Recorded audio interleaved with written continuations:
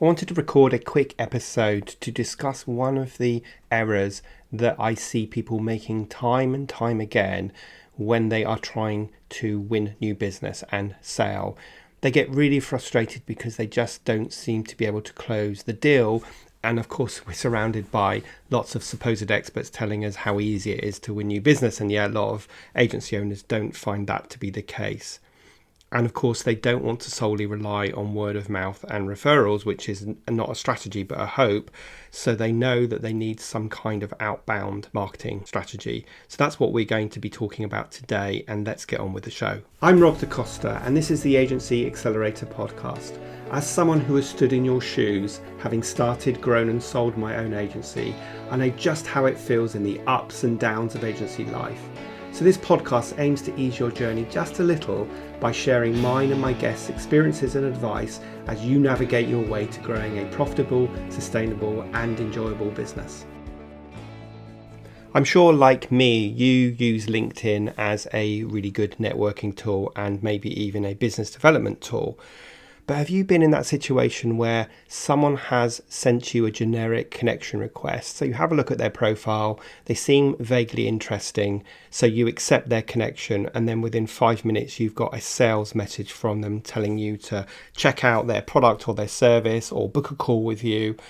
And if you're like me, you're thinking, why on earth would I want to book a call with you? I don't know anything about you. I don't know what you do. I don't know whether you're credible, and therefore I don't trust you. So there's absolutely no way I am going to start engaging in a sales process with you. And this example really highlights the problem that I think a lot of us fall into. And that is that we don't realize we have to build know, like and trust with someone before they will buy from us. Or another way I put it, which I think explains things more clearly, is the first thing we have to do is build empathy, then we have to build credibility, then we have to build trust. And it's only at that point will someone be interested in buying from you. When you think about this, this is true for anything. If I was buying a bottle of water, well, what's the reason I might pay more for a branded bottle of water than a generic bottle of water? And that is because the branded bottle has spent time getting to know me, showing that they understand me, that they can quench my thirst, and therefore I trust them, and that's why I'm more likely to buy. Now, I know that's a really silly example, but I wanted to highlight how this applies to absolutely everything in every sales process.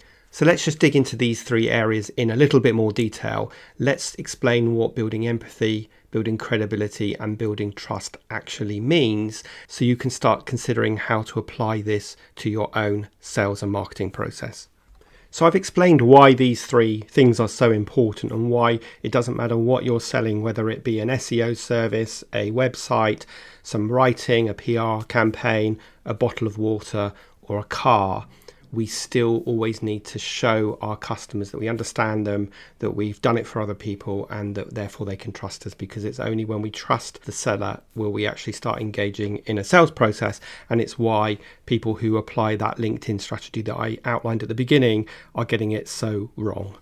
Now, everything I'm going to talk about is completely predicated on the fact that you have a really clear niche and you understand exactly who your ideal target customer is.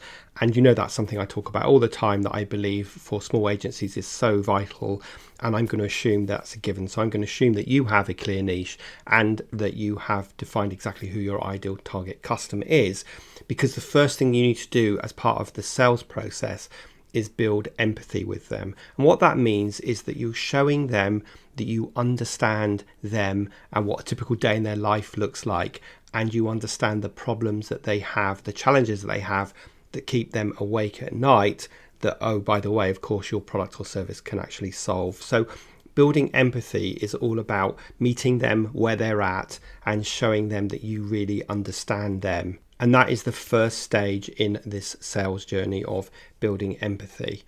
Once we've done that, we now start to build credibility with our audience. So now they're kind of listening to you because you've demonstrated you understand them. So there is a pricked up and they want to know more. And building credibility is where you show them that you have done it for other people who are just like them. So in other words, you have solved the problem that your ideal target customer has that keeps them awake at night. You've done it for other people just like them. So now you've shown that you understand them, and you're building credibility by showing them that you have helped other people. And you're going to do that by having case studies, having testimonials, having short written testimonials or video testimonials, and just generally in your marketing talking about other people that you have helped. So when someone is reading or watching or listening to your content, they're thinking, oh, that's exactly like me, and I can see that you've helped them. So that's stage 2, which is about building credibility. Now, once we've done that, we need to start building trust with them. And building trust with them is where you start showing them how you can help them. You talk about the process or the journey that you take them through, and you show the transformation that they're looking for. Remember, when someone is buying a product or service from you, they're actually buying an outcome and a transformation from being in pain to not being in pain. You're selling that transformation to get them out of pain. And that process is something that you're going to show them and walk them through in the 3rd stage of building trust with them. Now, once you've taken someone through those 3 steps, the next logical part of the journey is to start having the sales conversation. So if we apply this back to a LinkedIn outreach strategy, then the first thing you want to be doing is engaging in your ideal target customers' posts, answering questions that they have, showing up in their world to show them that you understand them. And then through your own posts, you're going to be talking about customers that you've helped and using case studies and so on. And then the 3rd stage of building trust is where you start talking about your process, and you want to map this journey out. And as I say, if you're using a LinkedIn strategy, you want to think about how you move your connection through those 3 stages before you engage in a sales conversation, which is why you should never do a cold connection with someone and then start trying to sell. I know it sounds really obvious, right, guys? But you must get loads of those connections like I do, where people try to sell to you immediately. And to be honest, when that happens to me, depending on my mood, I'll either send them a sarcastic message back saying, why on earth would I want to engage? I don't know anything about you. Or I'll just simply unconnect from them. This also highlights why cold outreach of any kind is a bad idea, why cold calling doesn't really work, because it's just like throwing it out there and hoping some of it sticks and that you catch someone at the right moment, but it's a very painful way of doing it. It's why buying cold email lists is such a bad idea versus organically growing your email list, which is a fantastic idea because people have opted in, so they're already expressing an interest in you, so they're already partway on that journey. Now, another way of talking about this that you're probably very familiar with is building know, like, and trust. So it maps in a very similar way to how I describe it, which I think I prefer. But first of all, the know part is that you are getting known, that you are building your business's brand, and you're making sure that people understand what your brand is all about and who your ideal target customer is and the problems that you're going to solve for them. So this is about your audience getting to know you. And the like stage, the 2nd stage of know, like, and trust, is where you get to a point where your ideal audience wants to see your content because they know it's providing value to them. So they start to get to like you, and they are eager to receive your content, whether that be through an email or through LinkedIn or through social media or blogs on your website or whatever it is. And the 3rd stage is where you are building trust. And one of the ways you're going to continually build trust is by applying steps 1 and 2 so that you are continually serving your audience. And I've said this many times, but your marketing wants to predominantly be serving, not selling. So 80% of your content should be serving your audience and continually building this know, like, and trust, or empathy, credibility, and trust. And 20% of the time you're going to be selling, but you have to do the 80% before you do the 20%.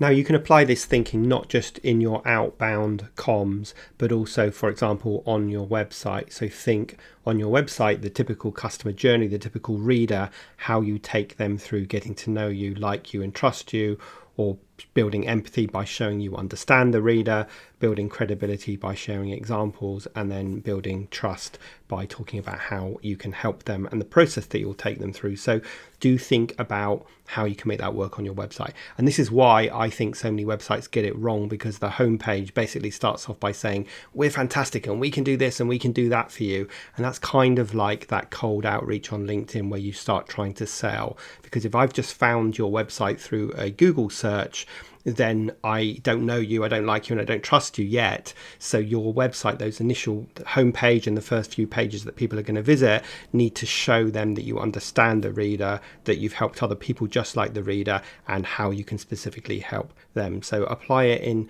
not just your outbound comms, but also things like your website, and think about how you apply it in your emails and your blogs and everything else. Okay, so I hope that has been food for thought on this Thursday. I hope that you have thought about some changes that you might make to your communications on your website, how you can more quickly build empathy, credibility, and trust with your audience. And hopefully you recognize that you have to take your audience on that journey before they will buy from you. And obviously you'll realize how important it is to have a clear niche and to therefore understand who your ideal target customer is, so that you really know them and you can build this empathy, credibility, and trust. Okay, so as ever, if you found today useful, please do make sure you've hit the subscribe button. Please share this with your colleagues, and of course I would love you to leave a review. I've even posted a video on exactly how to do that.